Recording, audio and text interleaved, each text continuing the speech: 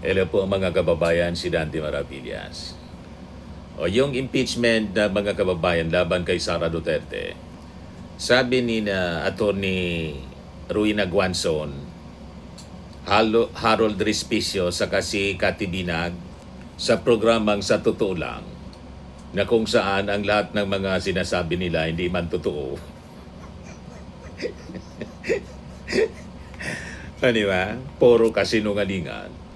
Yung impeachment daw laban sa Vice Presidente kay Sara, project umano ni Sandro Marcos sa ni Martin Romualdez. Ganon ang kanilang propaganda narrative. Nakabase lang mga kababayan sa politika. Hindi po sa hindi nakaangkla sa batas, sa proseso ng batas. Mali po yung ganyang interpretation. Talagang purposely ganon yung kanilang propaganda narrative para sirain ang proseso ng impeachment. Ang impeachment mga kababayan kay Sara ay isang pagsunod sa konstitusyonal na proseso.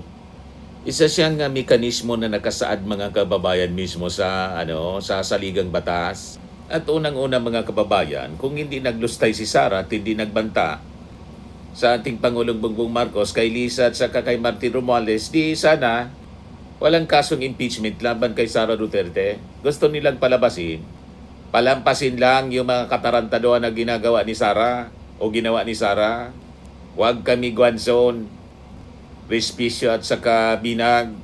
Sa simpleng paliwanag mga kababayan, kung may isang may aligasyon o mga aligasyon sa isang mataas na opisyal, impeachable official, obligasyon po ng Kongreso na suriin ito. Hindi ito trip o hindi ito project. Isa siyang mandato ng Kongreso, naintindihan ninyo mga bugok. Diba po, mga kababayan? Pinapalabas ninyo, pinagtripan lang ni Sandro at saka ni Martin Romualdez. At saka may karapatan si Sandro at saka si Martin Romualdez. Si Sandro yung tatay niya, yung pinagbantaan. Si Martin siya mismo. Pero hindi lang yun mga kababayan. Hindi sa personal vengeance. Yun ang gustong palabasin nila. At saka, independent decision ito ng mga congressmen. In fact, paliwanag mga kababayan ni Sandro Marcos na bagamat pumirma siya bilang pagkilala sa seryosong mga aligasyon, hindi niya pinilit o kinumbinsi ang ibang mga kongresista na sumunod. Ang bawat kongresista may sariling desisyon batay sa mga ebidensya na inihain mga kababayan. Iniharap laban kay Sara Duterte. Logic test mga kababayan. Kung project ito ng iilang tao lang, tulad ng gusto nilang palabasin, so bakit pa kailangan ng pirma ng maraming mambabatas? Yung sistema mismo mga kababayan, nakadesenyo siya para maiwasan na iilang tao lang yung magdikta. So hindi sila yung nag-utos sa mga complaints mga kababayan. At nilinaw din noon ng nilinaw din ng Malacanang na hindi kontrolado ng Pangulo mismo ang kanilang mga kaalyado kung sino yung magrireklamo, magsasampa ng reklamo.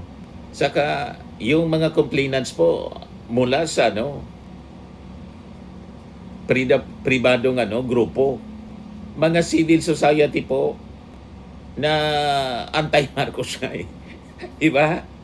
At saka yung aligasyon nila na ginagamit ito bilang isang political weapon, malabo mga kababayan.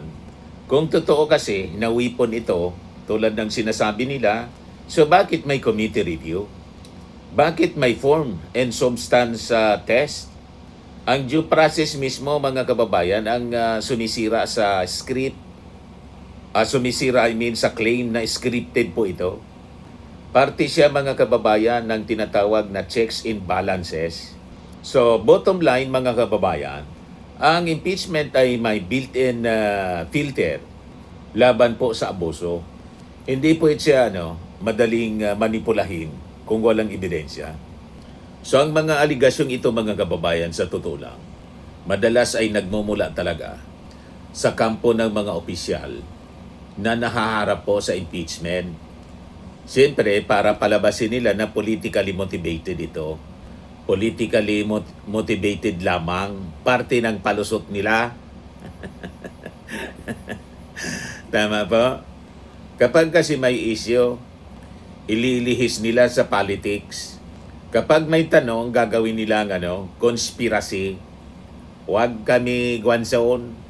Ngayon, ito po yung logical gaps sa narrative na project ito ni Martin saka ni Sandro. Una, kung may control po si Martin Romualdez, bakit hindi pa niya ginamit yung power para, yung posisyon para mag-consolidate ng power? Bakit pa siya nag-resign bilang speaker? May mga pagkakataon na pinili niya ang institutional process kaysa sa personal na control. Kung project naman ito ni Sandro, mga kababayan, bakit hindi ito ginawa ng mas maaga? Ang timing ng impeachment ay karaniwang nakabase sa paglabas ng mga aligasyon at ebidensya. Saka kung scripted ito, bakit may risk na madismiss ang kaso? Walang garantiya po yung outcome na kabaliktaran po ng isang controlled project. Tama po? Kaya malaba ang kwento po ni Guanzon, ni Respicio at saka ni Cathy Binag. Tama? O ngayon, doon naman tayo sa claim nila na mahal pa rin daw ng Solid North si Sara Duterte. Malabo. Ito raw sa gitna, mga kababayan, ng pagsira ni Sara sa Uniteam. Issue sa confidential funds na more than 600 million, mga kontrobersyal na pahayag laban sa Pangulo at saka kay dating Speaker Martin, sa kapag tingin ng ilang mga kritiko na may ibang prioridad.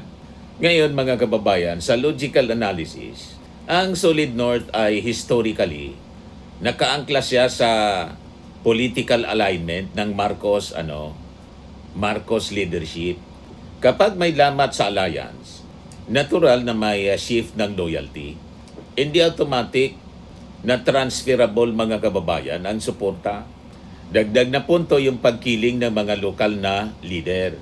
Ang suporta, mga kababayan, sa riyon ay kadalasan sumusunod siya sa kasalukuyang Marcos leadership alignment.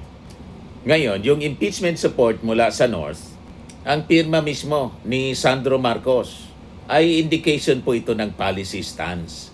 Hindi siya personal na emosyon. Sa regional loyalty, ang political identity sa North ay deeply tied sa Marcos brand. Ngayon, sa trend ng survey, ang pagbaba ng ratings, mga kababayan, ni Sara Duterte, indikasyon siya ng shifting perception. Ngayon, doon naman tayo sa claim na si Martin, lagi nilang inaakyos na tatakbo sa 2028. Ang facts po malina, walang deklarasyong ganon si Martin Romualdez. Itinanggi mismo ng spokesperson ang interes. Malinaw na nakatuon lang siya sa serbisyo niya sa Leyte.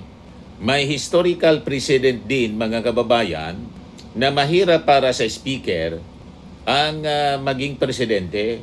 Ang issue ay kadalasan lumalabas sa political discourse ng mga kritiko.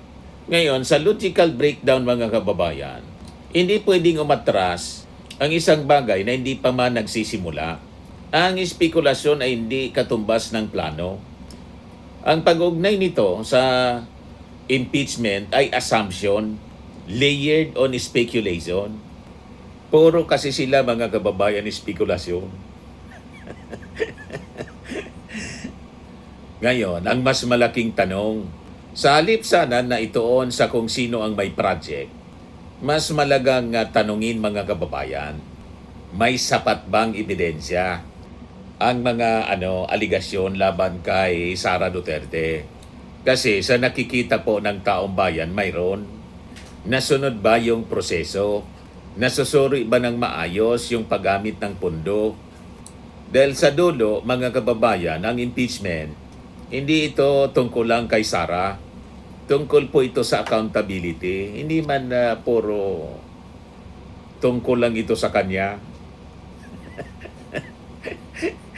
Di ba po? So ito yung pattern ng narrative nila mga kababayan. Kapag pinagsama-sama natin yung mga ginagawa ni Quanzon, ni Respicio, ni Cathy Dinag, sa kalat ng mga DDS, may malinaw po na pag-frame ng proseso bilang isang political project. May paglilihis pong malinaw sa substantive issues. May pag-personalize po ng institutional mechanism. Talagang yun ang intensyon nila. So ito po ay nagre-resulta sa pagkalito ng publiko at paglalayo sa tunay na issue. Yan ang motibo. Ang motibo po siyempre para ilayo si Sara sa pananagutan. Ganon lang yun. Yun ang malinaw dito. So hindi po mga kababayan sapat ang malakas na statement kung mahina naman po yung basihan. Kasi po sa usapin ng impeachment, may proseso, may ebidensya, may pagsusuri. At kung may mga tanong na hindi pa po nasasagot ni Sara Duterte, doon po dapat nakatutok yung diskurso, hindi sa kung ano-anong palusot at kwento. Puro kayo kwento na wala mang kwenta. Yung ginagawa po nila, yung impeachment, na malinaw naman pong dumadaan sa proseso, ginagawa nilang intriga. Ang tunay na tanong po, paano winaldas ni Sara yung pera ng bayan? O, di ba? Na puro chicheria yung recipients. Nililis nila yung kwento mga kababayan. Tama pa? Ayan man lang yung ating short video ngayon. Ako po si Dante Maravillas. Bye-bye po. God bless.